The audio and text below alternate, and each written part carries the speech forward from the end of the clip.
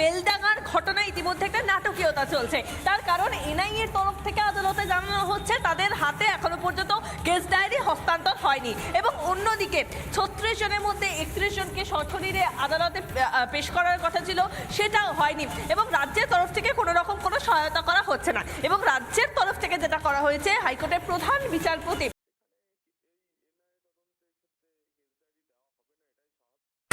নমস্কার। NIA বেলডাঙ্গার case জানেন তো সবাই, 11ই জানুয়ারি বা 16ই জানুয়ারি ভয়ানক দাঙ্গা হাঙ্গামা হয়েছিল দুদিন ধরে বেলডাঙ্গা মুর্শিদাবাদে। প্রেক্ষাপটটা কি? তার আগের দিন ঝাড়খণ্ডে একজন বাঙালি মুসলমানকে গলায় দড়ি দিয়ে ঝুলতে দেখা গেছিল। এইবার যেই প্রচারটা চলছে গত 3-4 মাস ধরে, বাংলা বলার জন্যে, বাঙালি হওয়ার জন্য নাকি মারধর করা হচ্ছে, মেরে ফেলা হচ্ছে, ওই লাইনেই কেউ বা কারা প্রচার করে দেন যে বাংলা বলার জন্য, বাঙালি হওয়ার জন্যে মেরে ফেলা হয়েছে ঝাড়খণ্ডে। আপনারা সবাই জানেন কে করেছে, কেন করেছে, কি পোস্ট দেওয়া হয়েছিল, এবং সঙ্গে সঙ্গে একটা আগুন তৈরি হয়ে যায় বেলডাঙ্গাতে। কেউ উস্কানি দেয়, মানে মারধর, ভাঙচুর, রেল লাইনে পাথর রাখা, অগ্নিসংযোগ, আবার অভিযোগ আছে নাম দেখে দেখে অগ্নিসংযোগ ইত্যাদি অনেক অভিযোগ চলে আসে। এবং তৎক্ষণাৎ যে হয়েছিল তাই না, এটা নাকি পুরো কেউ প্ল্যান করে করিয়েছে। মানে আমাদের পুলিশই যখন অনুসন্ধানে নামে, দেখা যায় নাকি সোশ্যাল মিডিয়া থেকে বোধহয় কিছু হয়েছিল। যাই হোক, পুলিশ গ্রেফতারও করে। পরের দিনও হয় এই একই জিনিস, ঝামেলা। তারপরে আমাদের পুলিশ যায় ঝাড়খণ্ডে, ঝাড়খণ্ড পুলিশ আমাদের পুলিশকে বলে যে এটা কোনো হত্যা ছিল না, পুরোপুরি আত্মহত্যা। সব রকমভাবে ইনভেস্টিগেট করে, অনুসন্ধান করে দেখা গেছে কোনো কারুর গায়ে, মানে মৃত ব্যক্তির গায়ে কোনো আঘাতের চিহ্ন নেই, ভেতর থেকে ঘর বন্ধ ছিল, ইত্যাদি ইত্যাদি অনেক কিছু।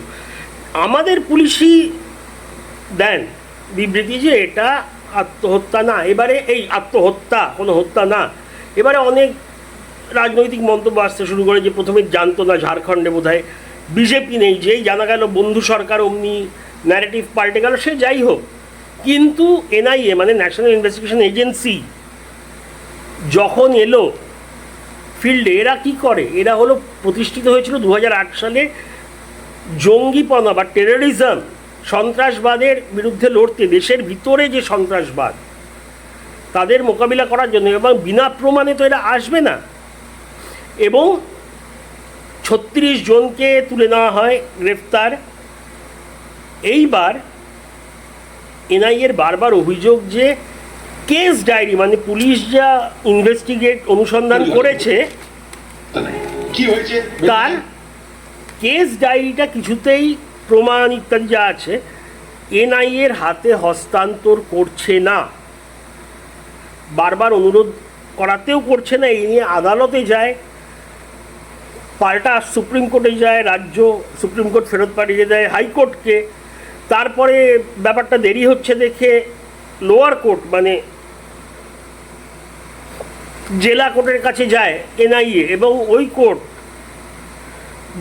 বলেন যে সব তথ্য প্রমাণ এনআইএর হাতে, নিম্ন আদালত বলেন তুলে দিতে হবে এনআইএকে। তখন রাজ্য সরকার বেঁকে বসেন যে এইটা হাইকোর্টে চলছে, নিষ্পত্তি হয়নি, কেন ওরকম আদেশ দেওয়া হলো।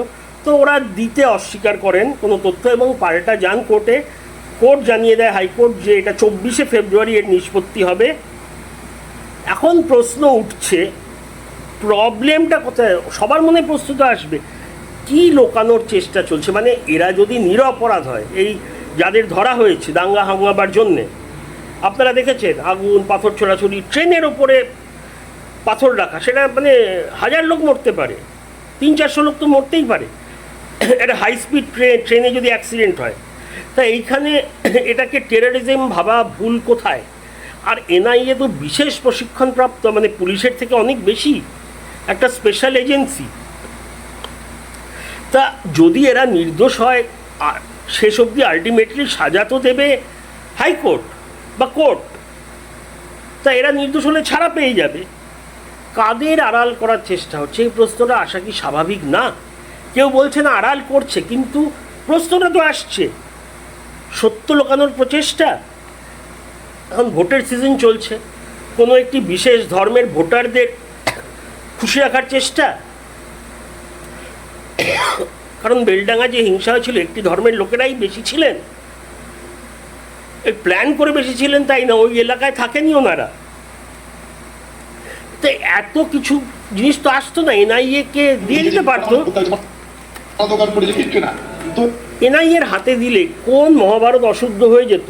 কেন এই মরিয়া প্রচেষ্টা এনআইএ কে তথ্য হস্তান্তর করার? আর এদিকে রাজ্য পুলিশের হাতে তো সব তথ্য আছেই, এনআইএর সঙ্গে সঙ্গে ওনারাও ইনভেস্টিগেট করতে পারেন, কেউ তো আটকাচ্ছে না। আর এনআইএ নিজের তথ্য তো বানাতে পারে না, ধরা পড়ে যাবে। কেন? ওরা তো শাস্তি দেবে না, শাস্তি দেবে কোর্ট, ওখানে প্রমাণ পেশ করতে হবে। এবং হ্যাঁ, ইউএপিএ অ্যাক্টে তাদের বুক করা হয়েছে, যাদের ধরা হয়েছে। এই ইউএপিএ একটা অনেক প্রভিশনস আছে, অনেক কিছু আছে, যেমন 180 দিন চার্জ ছাড়া রাখা যায় কাস্টাডিতে, বেল পাওয়া যাবে না, কারণ টেররিজম, সন্ত্রাসবাদের সাথে এগুলো রিলেটেড। তা সন্ত্রাসবাদ আছে কি নেই সেটা তো অনুসন্ধানের পর জানা যাবে। তাহলে আপত্তিটা কোথায় রাজ্য সরকারের কাছে? কেন বারবার কোর্টে যাওয়ার চেষ্টা? কেন সংঘাত, যেখানে দুজনের মিলে কাজ করা উচিত? ক্ষতি তো সাধারণের করেছে, আর জনসাধারণ রাজ্য সরকারেরও কেন্দ্রীয় সরকারেরও আলাদা আলাদা, দুজন একে অপরের সাথে সহযোগিতা না করে যুদ্ধ কেন করছে? এই বারবার কোর্টে যাওয়া, কাদের বাঁচাতে যাচ্ছেন? এরা যদি নিরপরাধ হয়, প্রমাণ হয়ে যাবে, আইনজীবী লাগান। আর এনআইএ যদি ভুল কেস করে, ফাঁসানোর চেষ্টা করে, সেসব দিতে এদের অনেক জরিমানা দিতে হবে, ভর্ৎসনা পেতে হবে, পুরো ভারতের কাছে মুখ পুড়বে। তা এনআইএ কি শুধু শুধু এরকম করবে? করতে দিন না অনুসন্ধানটা।